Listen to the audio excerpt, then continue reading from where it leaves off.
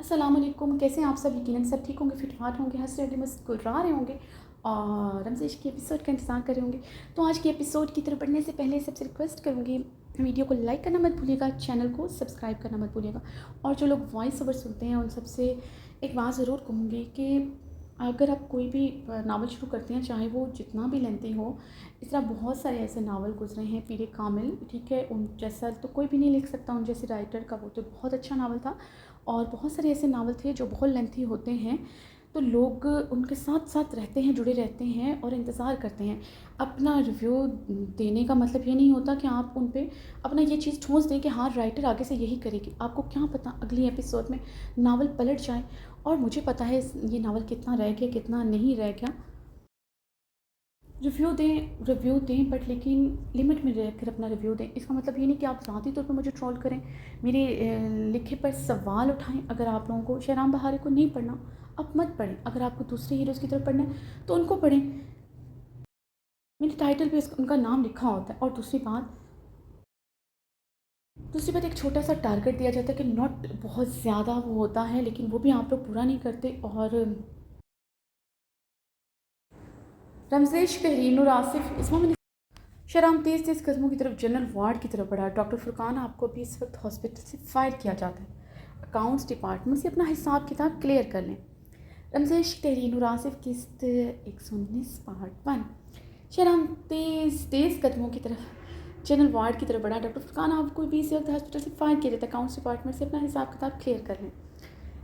शहराम ने डॉक्टर फुरकान की तरफ बढ़ते सर तो स्मार्ट लहजे में कहा, ओके सर, जैसे आप कहें। डॉक्टर फुरकान संजीदगी से कहता वहाँ से चला गया था। डॉक्टर आइजल को भेजे मेरे ऑफिस में। शहराम पास खड़ी नर्स सर्द आवाज़ में कहते लंबे लंबे डग भरता वहाँ से चला गया था।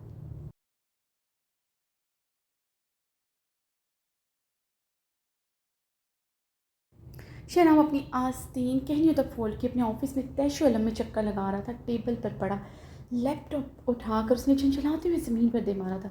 दिमाग आतिश फिशा मादे की तरफ फट रहा था। वो गुस्से से पागल हो रहा था। शहराम ने जबड़े भेजते टेबल पर दोनों हाथ मारते हुए छुपते हुए गहरे सांस लिए।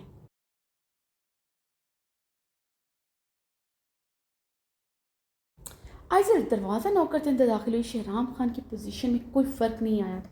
वो वैसे ही टेबल पर दोनों हाथ रखे, थोड़ा झुके, गहरे सांस लेते सामने किसी गैर मरई नुक्ते को खोल रहा था। शहराम, तुमने मुझे बुलाया है? आइज़ल ने उसे देखते पूछा। शहराम अभी भी गहरे सांस लेता सामने देख रहा था।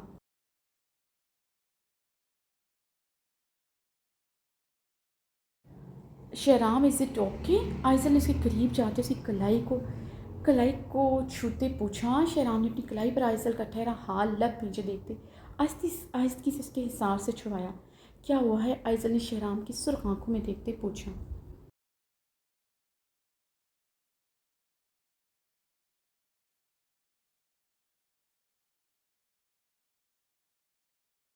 तुम अभी तक यहाँ पर क्यों हो? शहराम ने आइज़ल की तरफ देखते सरदो स्मार्ट लहजे में इस्तफसार किया। आइज़ल ने उसकी बात और अंदाज पर गड़बड़ाई की। क्या मतलब, क्या कहना चाहते हो? खुल कर कहो। आइज़ल ने लब काट दे शहराम की आंखों में देखता था। मतलब साफ है आइज़ल, तुम अब तक यहाँ पर क्यों हो? क्या चीज़ तुम्हें यहाँ रोके हुए? अब ये मत कहना कि तुम्हें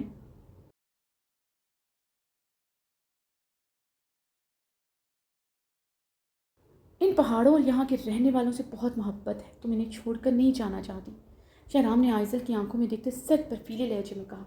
मोहब्बत पहाड़ों में रहने वालों से नहीं, सिर्फ एक ही इंसान से। आइज़ल की आवाज़ फीकी थी। शहराम गहरे सांस लेता अपने मुंह पर हाथ फेर कर रह गया था।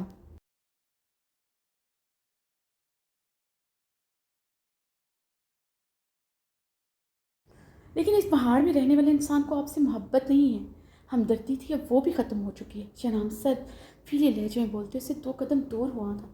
मेरी मोहब्बत की इतनी भी वैल्यू नहीं तुम्हारे नज़दीक कि तुम मुझ पर तरस खा सको। आइज़ल की भीगी आवाज़ पर शहराम एहसाया हंसा था।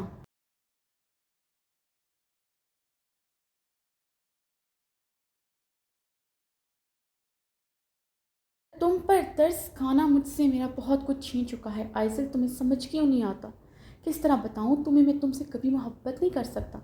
मत गिराओ खुद को मेरी नज़रों में उठ ना सको। शहराम हलक के पल चीखा था। आइज़ल की आंखों से शबनम गिरती आरिस पर बही थी।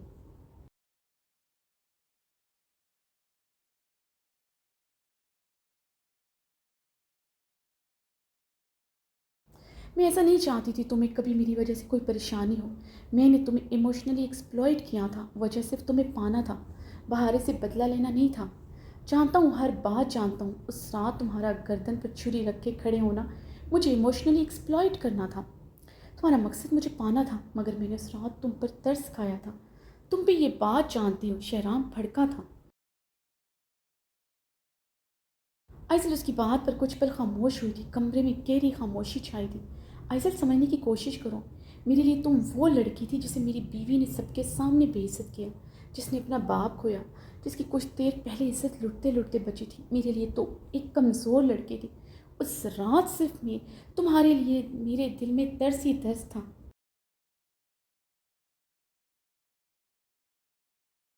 ना मोहब्बत, इज़्ज़त, ना कुछ और, सिर्फ़ हमदर्दी। शेराम की बातों पर आइज़ल की सिसकियाँ गूंजी थी। मैं जानता हूँ मैं इस वक्त बेरहमी की हद तक सच बोलकर आपका दिल दुखा रहा। मुझे अंदाज़ा है आइज़ल, ये सब कुछ मुझे बहुत पहले करना चाहिए, कर लेना चाहिए था कि आप इस हद तक जाते ही ना कहीं मेरी नरमी ने आपको इस हद तक पहुँचाया कि आप उस रात गर्दन पर चाकू रख कर खड़ी हो गई। मुझे एहसास है डॉक्टर आइज़ल, मुझे एहसास है डॉक्टर आइज़ल, मेरी वजह से ये सब हुआ, मुझे एहसास है। शहराम टेबल पर मुक्का मारता गर्राया था। आइज़ल के रोने में इजाफा होता। तुम्हारी गलती नहीं शहराम, तुम्हारी नरमी सिर्फ अपनी दोस्त के लिए थी, ये सिर्फ एक बीमार लड़की के लिए।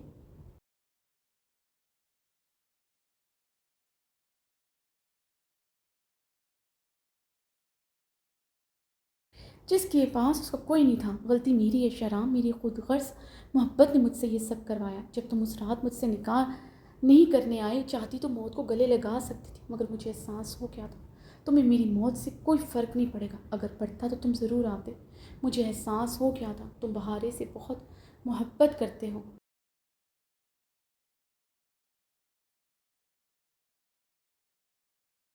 सारी रात एक ही जज्बा मेरे अंदर पंपता रहा, हसदो जलन रकाबत का, बहारे से तुम्हें छीन लेने का। जानते हो शहराम खान, उस रात चीख चीख कर बहारे को बददुआएं दी थी। तुम उससे छिन जाओ, अगर तुम मेरे पास नहीं उसके पास भी न रहो। 7 महीने में हर लम्हा खुदा से दुआ की है, तुम मेरे नहीं तो उससे भी छिन जाओ, मगर अल्लाह ने मेरी एक दुआ नहीं सुनी। और वो तुम्हारे बेटे को जन्म दे बैठी। मैं समझ गई थी बहारे की मोहब्बत ज़्यादा सच्ची है, या शायद महरम की मोहब्बत में ज़्यादा ताकत होती। मैं अल्लाह से तुम्हें इससे छीनने की दुआएं मांग रही थी, वो तुम्हारी मोहब्बत में शिद्दत की दुआएं मांग रही थी। तभी तो अल्लाह ने तुम्हें बहराम की सूरत में उससे और भी मजबूती से जोड़ दिया।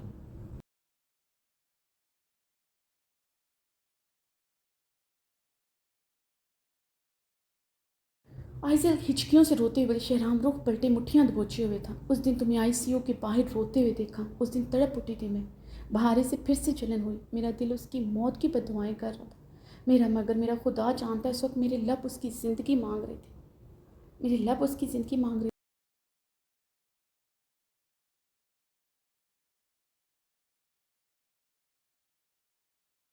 तुम्हें तकलीफ़ नहीं पहुंचाना चाहती, तुम्हें उसके लिए तड़पते देखकर अंदाज़ा हुआ तुम उससे कितनी मोहब्बत करते हो।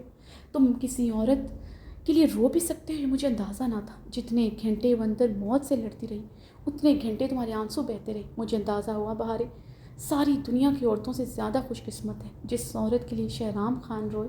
वो औरत इस दुनिया की हो ही नहीं सकती। मुझे शहराम खान से इश्क हो गया था, शहराम के आंसुओं से इश्क हो गया था। अंदाज़ा हुआ था तुम उस दिन मुझ पर तरस खाने पर भी रो रहे थे। आइज़ल बुरी तरह रो रही थी। मैंने वादा किया तुमसे यहीं यहाँ से चली जाऊँगी, बाहरी से भी कहा चली जाऊँगी।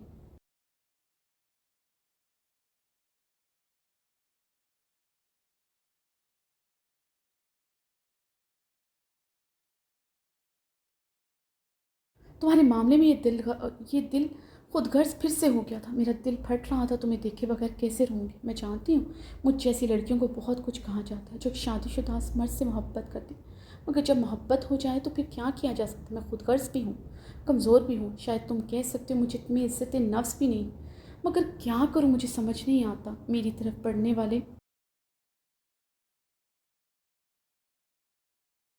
से हाथ हैं शहराम, मगर मैं सबको झटक चुकी हूँ। मुझे तुम्हारे अलावा कोई भाता ही नहीं।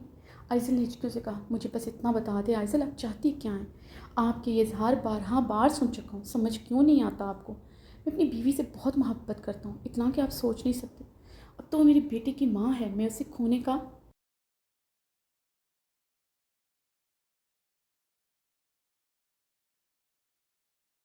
तसव्वुर नहीं कर सकता। और आपकी मोहब्बत सच में खुद गर्ज़ है आइज़ल। आपकी बद्दुआओं ने मुझे बर्बाद कर दी। आपकी दुआएं अल्लाह ने कबूल कर ली हैं। छिन चका हूँ मैं उससे। उसने मेरी मोहब्बत में शिद्दत मांगी थी, मगर आज उसके नज़दीक मेरी मोहब्बत मोहब्बत भी नहीं, वो मेरी मोहब्बत पर यकीन तक नहीं करती।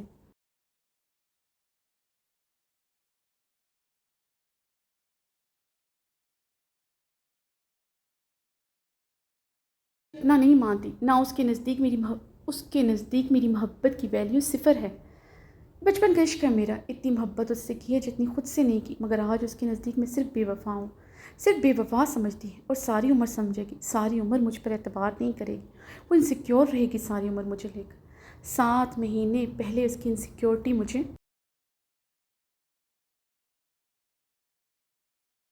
मुस्कुराने पर मजबूर कर देती थी। उसकी मोहब्बत, उसकी इनसिक्योरिटी, उसकी पोजेसिवनेस पर मुझे रश्क होता था, मगर आज उसकी मोहब्बत, पोजेसिवनेस, इनसिक्योरिटी में सिर्फ बेएतबारी शामिल हो चुकी है, जो मुझे अंदर से मार रही है। शहराम ने आइज़ल की आंखों में देखते कर्ज़दा अंदाज में कहा, मैंने ऐसा नहीं चाहा था। आइज़ल बुरी तरह रो पड़ी थी।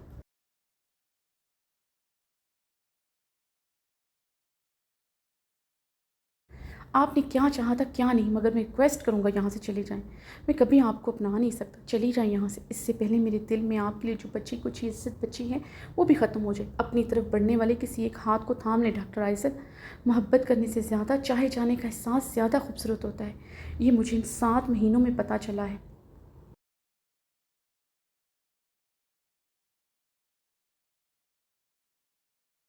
एक तरफ़ा मोहब्बत जानलेवा होती है, पल पल सिर्फ मारना जानती है, लकड़ी में लगे दीमक की तरह आपको अंदर से खा जाती है और आपको पता भी नहीं चलता।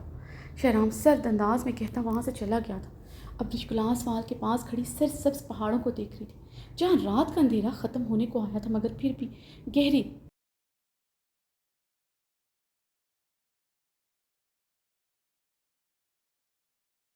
फिर भी गहरी धुंध और तारीकी थी, ख़त्म होने का नाम ही नहीं ले रही थी। जैसे इस तारीकी ने उसके अंदर अंधेरा डाल दिया था।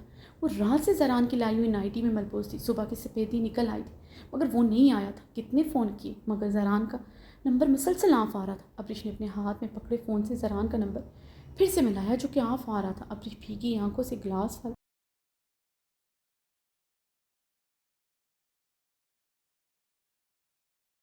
वाल को देखते सर नफ़ी में हिलाते ज़ख्मी सा हंस पड़ी। ग्लास वाल पर जमी नमी को हाथों से साफ करते वो ग्लास वाल के साथ सर टिकाए फूट फूट कर रोती थी। दूसरे लम्हे वो भागते हुए वॉशरूम में दाखिल होते, शावर के नीचे खड़ी होती, हिज़यानी कैफियत में फूट फूट कर रोते फर्श पर बैठते चली गई थी।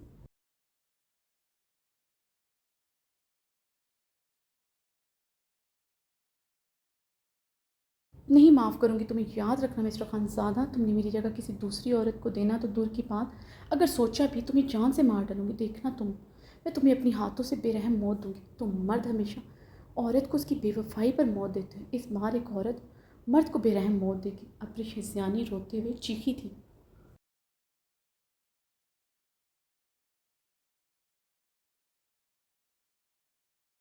सारा तुम ठीक हो? ज़रान ने ड्राइव करते सारा खान को देखा, जिसके बाजू को गोली छू कर गुजरी थी, जो दर्द से तड़प रही थी। मैं ठीक हूँ ज़रान, तुम मेरी फ़िक्र ना करो। सारा खान ने गहरा सांस लेते वह मुश्किल कहा, सारा तुम चाहो तो पीछे हट सकती हो, मैं अपनी वजह से तुम्हें मुसीबत में नहीं डाल सकता। ज़रान ने सारा खान के बाजू को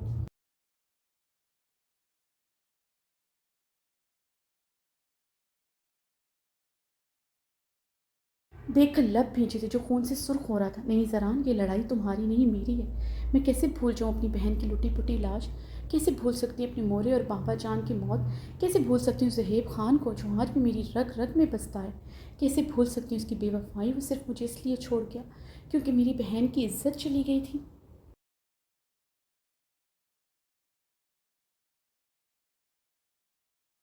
कैसे भूल सकती हूँ सब कुछ? कैसे मैं अब्दुल हक को माफ़ कर सकती हूँ? सीट से टेक लगाए आंखें मूंदे हुए कुनूदगी में बोली। ज़रान ने जबड़े भींचे, उसकी आंख से बहते आंसू देखे थे।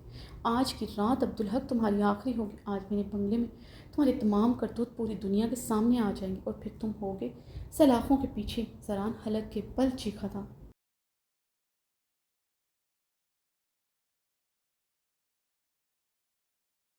उसकी गाड़ी, उसकी दर्जनों गाड़ियों गार्ड की गाड़ियों का रुख इस्लामाबाद के बंगले की तरफ था। अब्रिश ने आंखें खोल पर मुश्किल खोलते अपने वजूद से कंबल हटाया।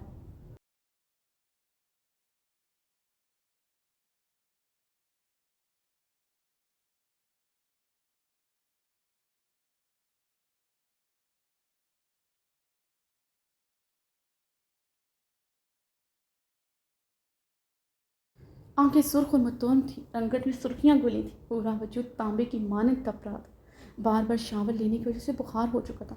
जरान का इंतजार करते हुए कब नींद की आगोश में चली गई जिसे पता ही नहीं चला, या फिर वो होशो खिर से बेगाना हो चली थी। अब्रिश ने साइड टेबल से मोबाइल उठाकर उसमें टाइम देखा, जहाँ शाम के 4 बज रहे थे। अब्रिश ने कमरे में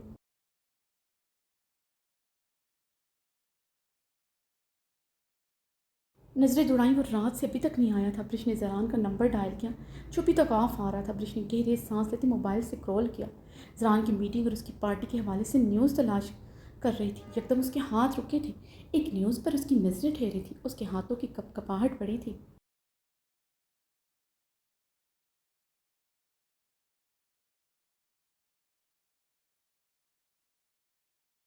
Mr. Zaran Khanzada is hosting a big party at his Bangalore today. However, inside sources have revealed that he is going to announce his engagement to Sitara Khan.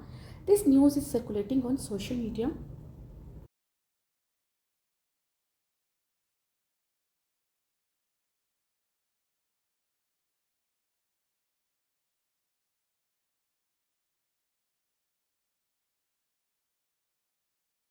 On social media that Mr. Zaran and Sitara are in a relationship.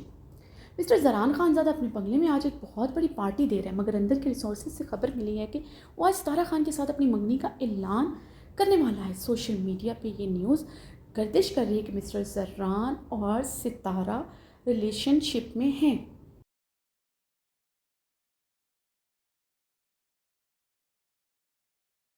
Abrish ने बेयकीनी से ये news पढ़ी थी। काफ़ी देर तक बेयकीनी से mobile हाथ में पकड़े देखती रही। दूसरे लम्हे उसने गहरा सांस लेते अपनी आंखें बेदर्दी से रगड़ते अपने मोबाइल से रक्षा का नंबर मिलाते उससे कमरे में खाना भिजवाने को कहा था।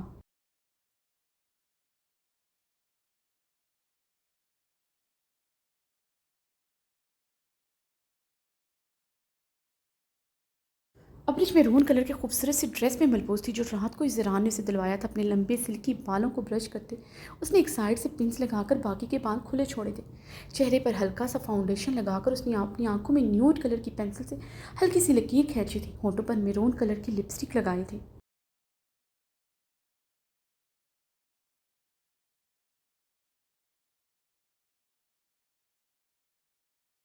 आरिस पर लाइट सा ब्लश लगाकर अपनी घनेरी पलकों पर मस्कारे का कोट किया था। खुद पर तेज़ परफ्यूम छिड़कते उसने आईने में अपना तनकीदी जायज़ा लिया। वो भला की खूबसूरत लग रही थी। सफ़ेद रंगत ज़रा से मेकअप से मज़ीद थपकने लगी थी। अब्रिश ने साइड टेबल के ड्रॉर से मेडिसिन निकालते उसे पानी के साथ निकली। ड्रेसिंग रूम से अपनी बड़ी सी ब्लैक चादर निकाल कर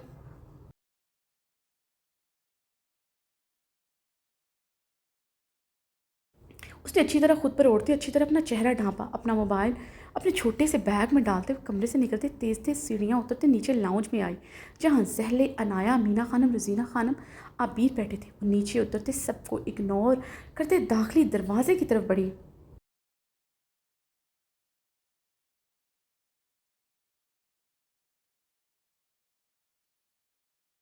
अब्रिश बच्चा कहाँ जा रही हो? अमीना खानम ने अब्रिश को चादर में लिपटे देखकर पूछा। अब्रिश के कदम एक पल के लिए ठहरे थे। दूसरे लम्हे वो तेज़ तेज़ कदम उठाती दाखिली दरवाजे की तरफ बढ़ती दरवाज़ा खोलकर निकल गई थी। मीना खानम की रंगत सुर्ख पड़ी थी, जहले नज़रें चुरा गई थी।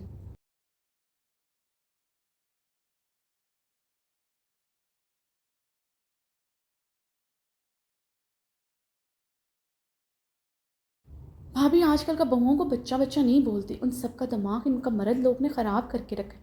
अब हमारा बेटा न दिन देखेगा, न रात, न अपना मोरे का कमरा देखेगा, न मोरे का गुस्ल खाना। तो ऐसे में इन औरत लोगों का दिमाग कहाँ ठिकाना में रहेगा? जीना आबिर को घूरते लफ्ज़ बातें बोली तो आबिर ने सुर्ख रंगत के साथ पहलू बदला था।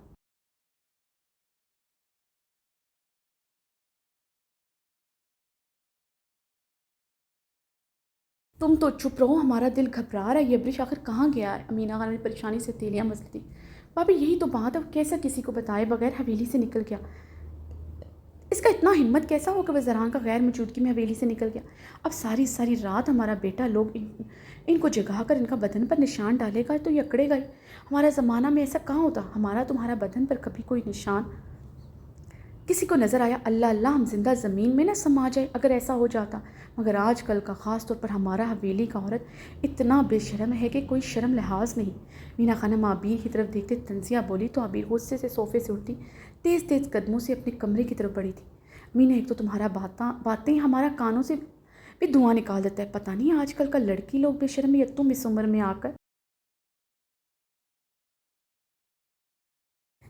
आकर बेशर्म हो गया। क्या बात कहाँ करना है, तुमको पता ही नहीं होता। मीना खानम गुस्से से बोली थी। रजीना खानम के ने कुछ कहने के लिए लब वहाँ किए ही थे। मीना खानम ने उसके आगे हाथ जोड़े। ये लो रजीना, हम तुम्हारा आगे हाथ जोड़ता है, हमको माफ़ कर दो, हमारा जुड़ा हुआ हाथ देख लो, हमारा कसूर बता दो जो तुम हर वक्त जहर उगलता रहता है। हम आगे बहुत परेशान हैं, हमें और परेशान ना करो।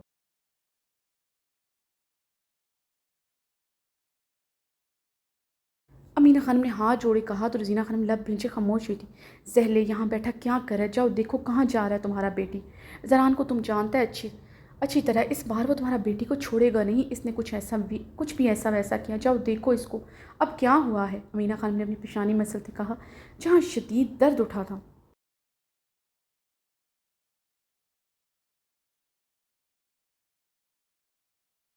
जल्दी से उठते दखली दरवाजे की तरफ बढ़ी। दरक्षा, हमारा फ़ोन ला कर दो हमें, हम ज़रान को फ़ोन करें। मीना खानम ने लरजती आवाज़ से दरक्षा को पुकारा। उनका दिल खौफ से कांप रहा था। अब्रिश को देखते आहिल उसकी तरफ बढ़ा जो कार पर टुकड़ में उसका इंतज़ार कर रहा था।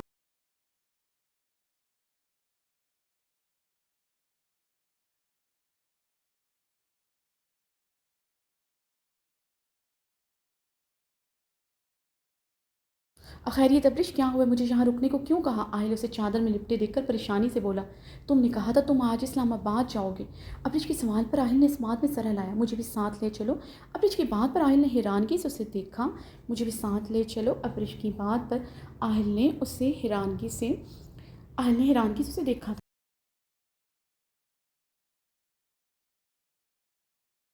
हाँ देख रही हूँ आहिल, मुझे इस्लामाबाद ज़रान के बंगले पर जाना है। उसने मुझे कहा कि मैं तुम्हारे साथ आ जाऊँ, तुम मुझे वहाँ छोड़ देना। अब्रिश ने आहिल का हाथ थामते कहा। मगर ज़रान भाई ने मुझे ऐसा कुछ नहीं। आहिल तस बस पछकार हुआ। आहिल क्या हो गया, बहस क्यों कर रहे हो? ज़रान ने मुझे कह दिया, तुम्हें कहने की क्या ज़रूरत है? तुम लेकर चल रहे हो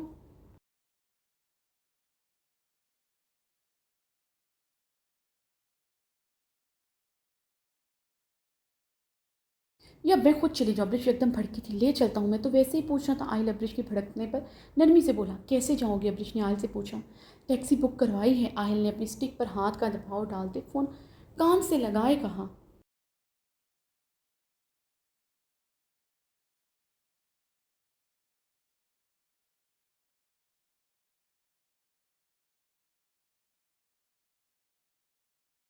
आहिल, तुम्हारे पास अपनी गाड़ी नहीं है? अब्रिश के सवाल पर फीका सा मुस्कुराया था। अपनी गाड़ी कहाँ से आ गई?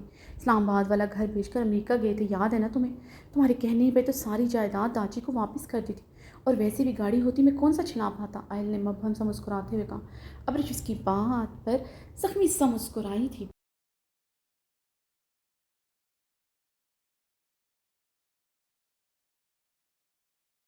जब दाजी ने हमें एक्सेप्ट नहीं किया तो उनकी जायदाद पर हमारा कोई हक नहीं, ना कभी होगा। हम कभी उनसे एक रुपया नहीं लेंगे। अब्रिश मुस्कुराते सर नफ़ी में हिलाते अटल लहजे में बोली। और क्या हुआ, तुम गाड़ी नहीं चला सकते? करीब तुम ड्राइवर हायर करोगे, क्योंकि आहिल शाह द ग्रेट आहिल शाह एक दिन बहुत बड़ा व्लॉगर बनेगा।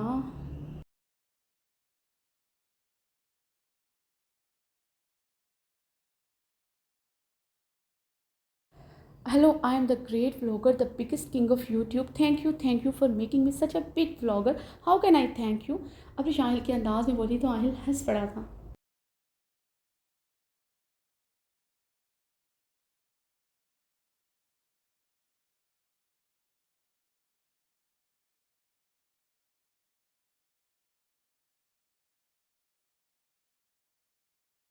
Don't laugh, one day you will say this will be are richer than those Khanzadas too. हंसो मत, एक दिन तुम ये कहोगे और हम इन खानजादों से ज़्यादा अमीर होंगे।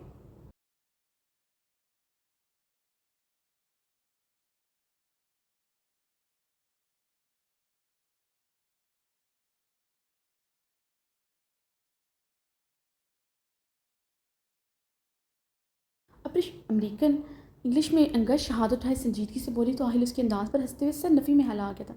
जितना मर्जी अमीर बन जाओ मगर इन खानजादों जितना अमीर नहीं हो सकता, अब चलो। आहिल ने अब्रिश के सर पर हल्की सी चपत लगाते कहा।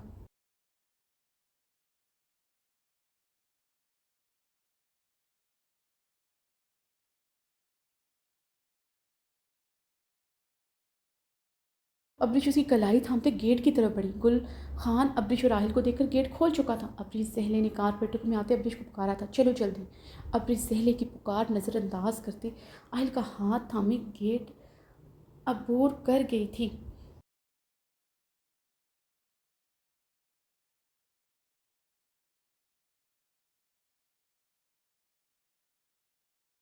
पार्टी अपनी अरूज पर थी, तमाम मीडिया इनवाइटेड था। ज़रान ने अपनी पार्टी के तमाम लोगों को इनवाइट किया हुआ था। ज़रान के बड़े से बंगले के लॉन में इस पार्टी का अरेंज किया गया था। ज़रान ब्लैक डिनर सूट में मलबूस था। सितारा खान ब्लैक वेलवेट के फुल गाउन में मलबूस थी। बाजू का ज़ख्म उसकी फुल आस्तीनों के नीचे छुपा था।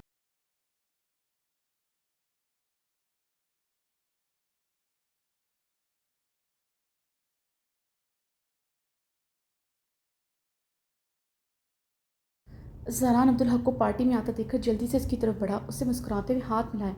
आप ही के इंतज़ार था मिस्टर अब्दुल हक, आप ना आते मेरी पार्टी अधूरी रह जाती। ज़हरान ने मुस्कुराते हुए कहा, मुझे तो आना ही था तुम्हारी पार्टी में चार चांद लगाने के लिए। अब्दुल हक गहरा मुस्कुराया।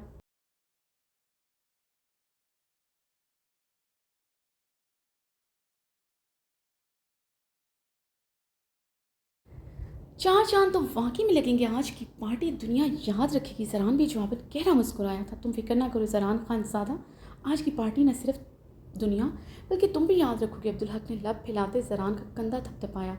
ज़रान ने अब्दुल हक को उलझन भरी निगाहों से देखा था।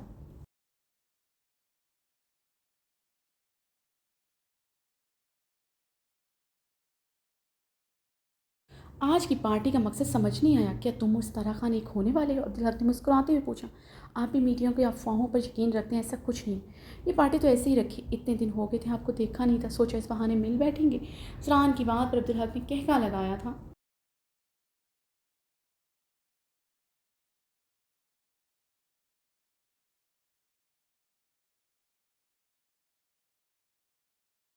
ये तो अच्छा किया तुमने, मगर एक बात बताओ, यहाँ मीडिया बुला रखा है, कुछ पीने पिलाने का इंतज़ाम है कि नहीं? वो भी मीडिया से छुपा कर रखा है। अब्दुल हक ने ज़रान की तरफ झुकते सरगोशी की थी। मीडिया से क्या छुपा है, सब कुछ पता है मीडिया को। वो बातें भी जो हमें नहीं पता, उनसे क्या छुपाना। इंतज़ाम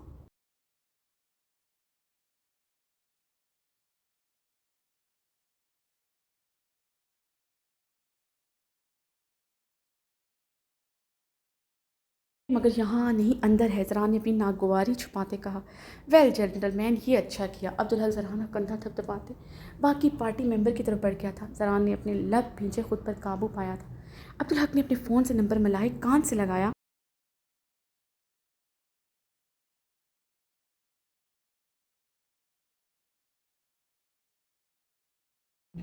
अभी तक वो पिन ड्राइव हासिल नहीं कर सके तुम लोग? अब्दुल हक उनके लॉन के अलग थलग गोशे में खड़ा गुर्राया था। सर पूरी कोशिश कर रहे हैं। ज़रान के बंगले में मौजूद हमारे आदमियों ने उसके कमरे की तलाशी ली है, पेन ड्राइव नहीं मिला, मगर मुझे लगता है वो ज़रान खान की पॉकेट में है।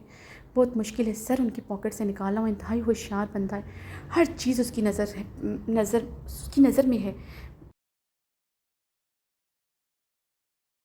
वो कमरे की तलाशी लेने से भी बाखबर है। फ़ोन पर अब्दुल हक की आदमी की आवाज़ गूंजी थी। अब्दुल हक अपनी मुठ्ठियाँ दबोच गया था। सर आप ज़रान से पहले अपना कार्ड खेल लें, मैं तो कहता हूँ। फ़ोन पर अब्दुल हक के आदमी ने मशवरा किया। नो नो नो, जब तक वो पेन ड्राइव मेरे हाथ नहीं लगती मैं कुछ नहीं करूँगा। अगर मैं अपना कार्ड खेल भी लूँ, सबको लगेगा मैंने खुद को बचाने के लिए एक घटिया खेल खेला है।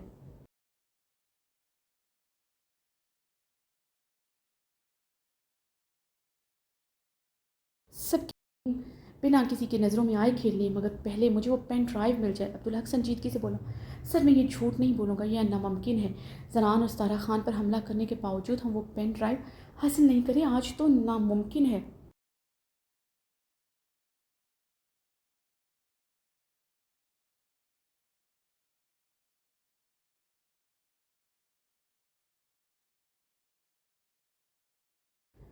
बकवास बंद करो अपनी। अगर आज पेन ड्राइव ना मिली तो मैं बर्बाद हो जाऊँगा। मुझे हर हाल में पेन ड्राइव चाहिए।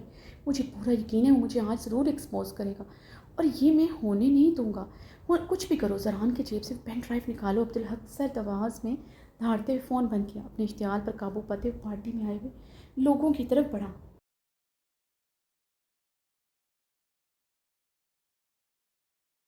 अपनी पार्टी में पूरे पर्दे में लिपटी दाखिल हुई थी। उसने गहरे सांस लेते खुद पर काबू पाते लान में नज़रें दौड़ाईं। पार्टी में रंगो बू का सैलाब था। अब्रिश ने ज़रान की तलाश में नज़रें दौड़ाईं। वो दूर खड़ा एक तरफ कुछ लोगों से बात कर रहा था। वो दूर खड़ा कुछ लोगों से एक तरफ बात।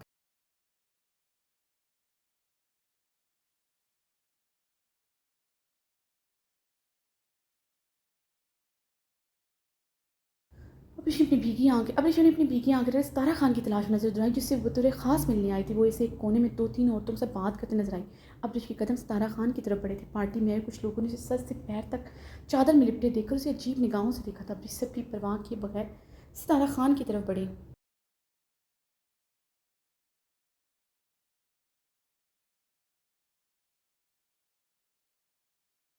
सारा खान ने उलझन भरी निगाहों से अपने सामने खड़ी अब्रिश को देखा, जो पूरे पर्दे में थी, जिसकी सिर्फ आंखें नजर आ रही थी। एक्सक्यूज़ मी, मुझे आपसे ज़रूरी बात करनी है, क्या आप मुझे थोड़ा वक्त दे सकती हैं? अब्रिश ने सारा खान को शोला बाहर निगाहों से देखते कहा।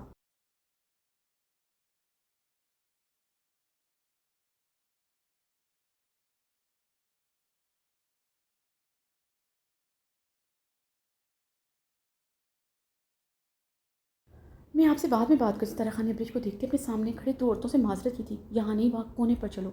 अब्रिश ज़रान को एक नज़र देखते बोली, जिसकी उसकी तरफ पुश थी। जी, सितारा खान हैरान हुई थी। अब्रिश उसकी कलाई जकड़े तेज़ी से अलग अलग कोशी की तरफ बढ़ गई।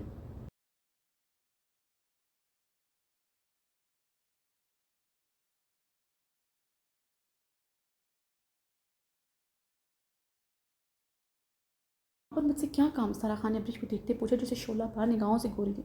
तुम बताओ कौन हो जो मेरे शोहर के साथ यूँ धड़ल्ले से घूमती हो, उसके साथ अफेयर चला रही हो? अब्रिश ने गुस्से से ग्लव्स छुपाए थे। क्या? सारा खान अब्रिश की बात पर हैरान हुई थी। अब्रिश सारा खान की हैरानगी पर एहतजाया हंसी थी।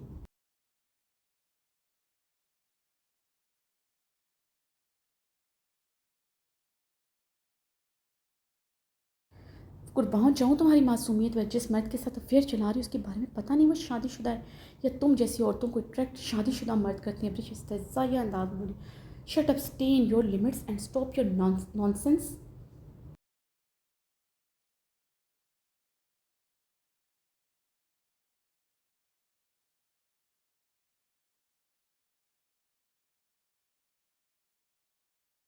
सारा खान गुर्राई थी। Shut up and keep your nonsense to yourself, keep your English in yourself. I have American nationality, I speak better English than you, with a better.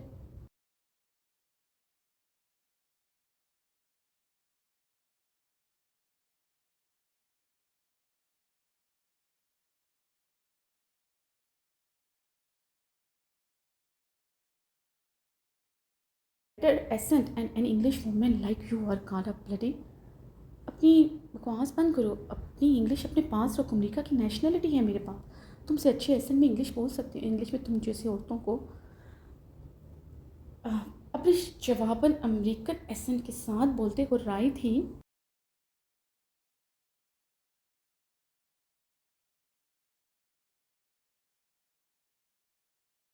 क्या कह रही हो और कौन हो तुम? सारा खान ने खुद पर वो मुश्किल जब्त करते पूछा।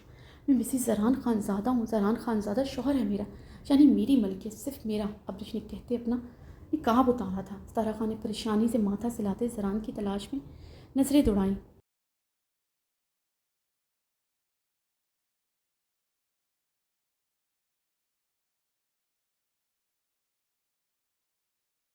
मत देखो उसकी तरफ, मत।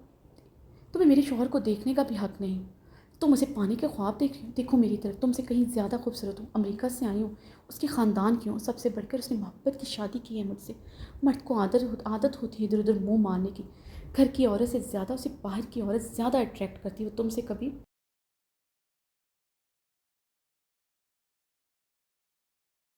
तुमसे कभी निकाह नहीं करेगा। अगर करना होता वो तुमसे ये मंगनी का खेल ना खेलता, सीधा निकाह करता। जैसे मुझसे निकाह करने के लिए मरा जा रहा था। ज़बरदस्ती का निकाह किया था मुझसे उसने। मर्द जिस औरत को अपनाता है उसे मंगनियाँ नहीं करता, सीधा निकाह करता है। इसलिए दूर रहो मुझसे। अपने शोला बाहर लहजे में लफ्ज़ चबाते बोली।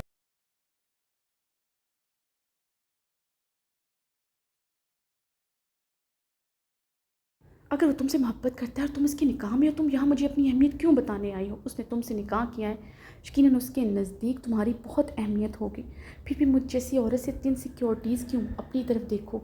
अमेरिका से आई हो, सर से पैर तक चादर में छुपी हो। ये पर्दा अमेरिका से आई हुई लड़की ने तो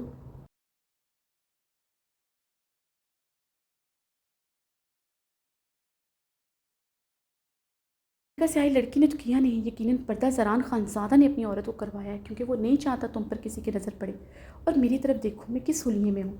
मेरे बदन का हर हिस्सा नुमाया है। अगर वो मुझे तुम्हारी जैसी इज्जत और अहमियत देता, मैं भी पूरे पर्दे में लिपटी होती। तुम यहाँ से भी अपनी अहमियत नहीं समझ सकी। तुम उसके लिए बहुत ख़ास, बहुत कीमती हो, मैं नहीं। मुझे तो वो शायद दोस्त का दर्जा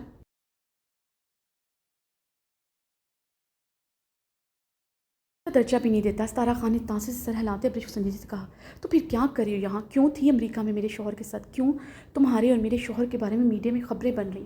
तुम इन खबरों की जीनत बनकर भी आज मेरे शौहर के बंगले पर हो। तुम्हारे नज़दीक तुम्हारी इज्जत 2 टके की है, जो यूँ इज्जत अपनी उछाल रही हो।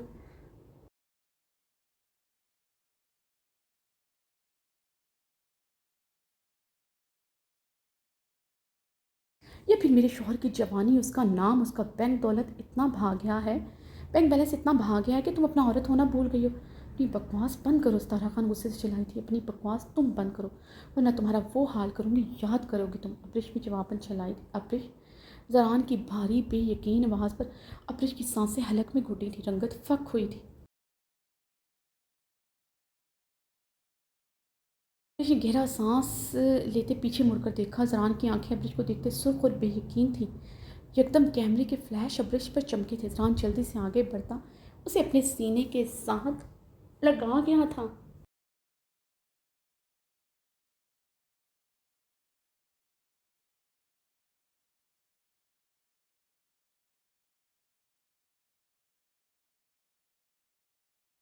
तमाम मीडिया के कैमरे के फ्लैशबैक उन पर थे। मीडिया ने उन्हें चारों तरफ से घेर लिया था। सर, ये कौन है?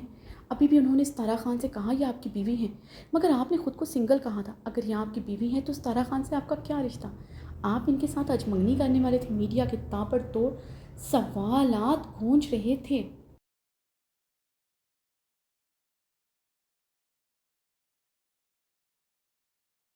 पार्टी के तमाम लोग ज़रान, अब्रिश और सतारा खान के गिरद जमा हो गए थे। अब्रिश ज़रान की शर्ट मुट्ठियों में जकड़े ज़रान के सीने में मुँह छुपाई थी। कैमरे की लाइट्स उस पर ज़रान पर ही थी। ब्लू स्पॉट लाइट भी इन दोनों का हाथा किए हुए थे।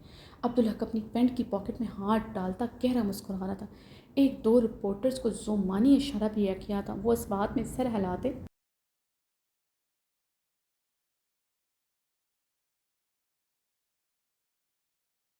आते जवाबन मुस्कुराए थे। कैमरे पीछे करें, मेरी बीवी कंफर्टेबल नहीं है। ज़रान अब्रिश पर एक हाथ से अपना हिसार मजबूत करते सर दफास में गुराया। सर, आपकी वाइफ यहाँ तक आपके पीछे चली है, आप मीडिया के सामने आने पर कंफर्टेबल नहीं है। अगर ऐसा होता यहाँ आते ही क्यों? एक रिपोर्टर ने तंजिया अंदाज में सवाल किया।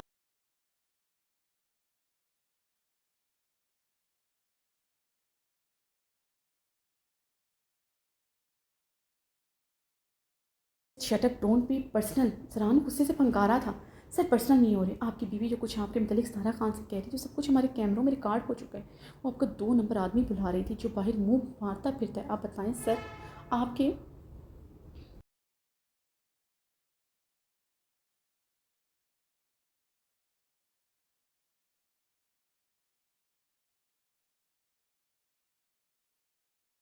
तारा खान से ताल्लुकात किस हद तक है, कितने गहरे हैं? रिपोर्टर ने एक और तंजिया सवाल किया। जरान की रंगत में सुर्खियां घुली। तारा खान नजरें झुकाई करती। जरान ने रिपोर्टर के सवाल नज़रअंदाज करते अब्रिश को अपने सीने से लैदा किया था। अब्रिश ने कांपते हाथों से जरान के सीने में समाते ही अपना चेहरा ढांपा। वो बुरी तरह कांप रही थी।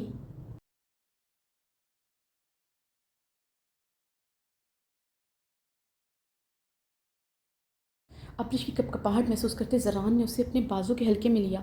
मीडिया के सवाल इग्नोर करते अब्रिश को अपने बाजू के हल्के में लिए बाहर की जाने बढ़ा। यकदम लॉन में लगी स्क्रीन पर अब्रिश की तस्वीरों के फ्लैश चमके थे।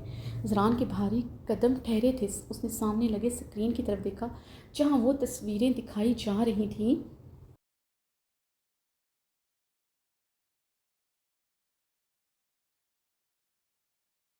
behज़ाद खान के बेडरूम में थी। अब्रिश रेड कलर के दुल्हन के लिबास में बाल खुले नम आंखों के साथ खड़ी थी। ज़रान की आंखों में खून उतरा था।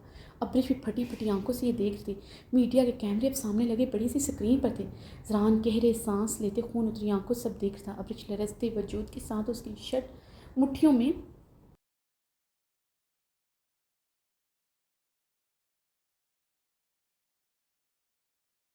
क्यों में दबोच की थी, वरना वो ज़मीन बोस हो रही थी। ज़रान उसकी गिद अपना हिसार हटा चुका था। सर ये आपकी वाइफ है? एक रिपोर्टर ने तस्वीरों की तरफ इशारा करते सवाल किया। नहीं, ये मेरी बीवी नहीं है, ज़रान के लबों से टूटे लफ्ज़ों से निकला था।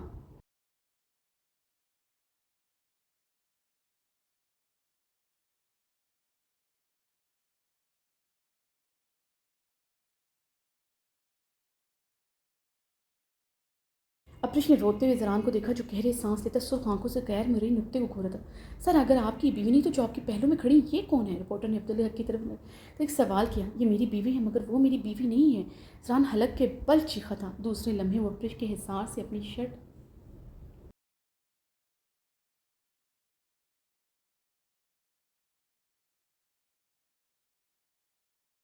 छुड़ाते अब्दुल हक की तरफ तेज़ी से पड़ा। उसका गिरबान पकड़े ज़रान ने उसे पूरी कुव्वत से ज़मीन पर धक्का दिया था। उसके सीने पर घुटना रखकर ज़रान ने पूरी कुव्वत से उसके मुंह पर मुक्के मारे थे। वो पागलों की तरह चीखते हुए उसे मारे जा रहा था। पार्टी के मेंबर ज़रान की तरफ बढ़े थे। ज़रान किसी के काबू में नहीं आता, बिना रुके पागलों की तरह अब्दुल हक को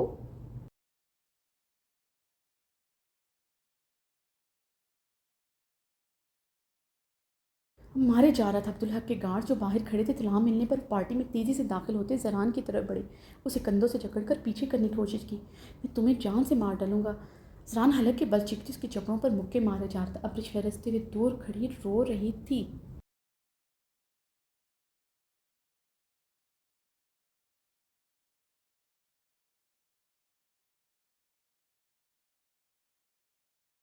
अब्दुल हक के गार्ड ने उसी लम्हे ज़रान पर पिस्टल तानी। ज़रान की गार्ड ने भी अपनी पिस्टल अब्दुल हक पर तानी थी।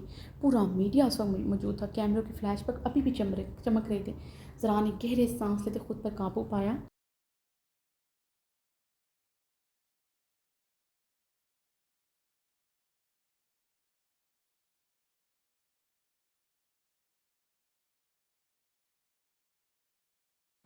फ़रहान अब्दुल हक को छोड़ता स्क्रीन की तरफ बढ़ा। उसे उतारते हुए पूरी क़ुव्वत से ज़मीन पर दे मारी थी। तेज़ तेज़ कदमों से अब्रिश की तरफ बढ़ा। उसकी कलाई जकड़ी वो वहाँ से निकल चुका था। आज की एपिसोड रिकॉर्ड हो चुकी है और मुझे इतना पता है कि जो लोग वॉइस ओवर सुनते हैं उनकी तादाद बहुत कम है। बिकॉज़ मैंने बहुत दफ़ा आप लोगों से बोला है कि आप लोग मुझे बताएं कि आप लोग कितने हैं, आप लोग वॉइस ओवर सुनते हैं मेरे लिए। ओके, अल्लाह हाफ़िज़।